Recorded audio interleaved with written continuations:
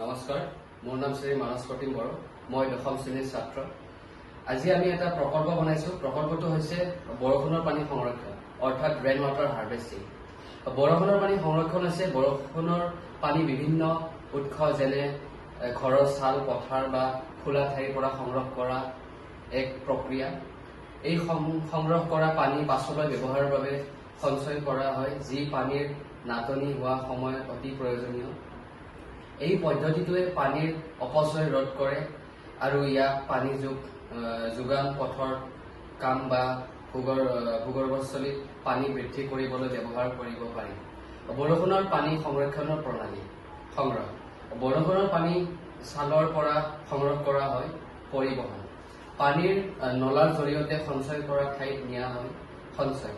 এই পানী টেংক বা আন কোনো ঠাইত সঞ্চয় কৰা হয়। পৰিষ্কাৰ কৰা। ব্যৱহাৰৰ আগত পানী পৰিষ্কাৰ কৰা হয়। ব্যৱহাৰ। ইয়াক পানীৰ নাটনি হোৱা সময়ত ব্যৱহাৰ কৰিব পাৰি। অসম ৰাজ্যৰ বাবে এয়া গুৰুত্বপূৰ্ণ।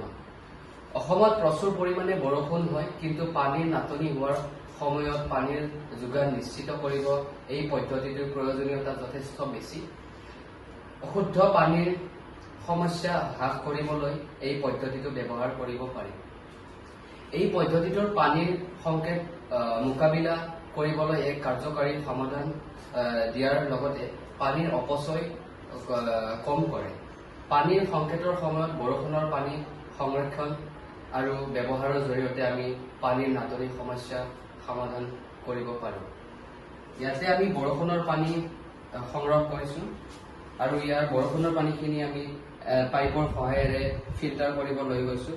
ইয়াৰে ফিল্টাৰ হোৱা পৰিষ্কাৰ পানীখিনি আমি আন এটা টেংকিত সংৰক্ষণ কৰিছোঁ আৰু এই পানীখিনি আমি ঘৰুৱা বিভিন্ন কাম কাজত ব্যৱহাৰ কৰিব পাৰোঁ, যেনে বাচন বৰ্তন ধোৱা, কাপোৰ ধোৱা, ফুলনিত পানী দিয়া।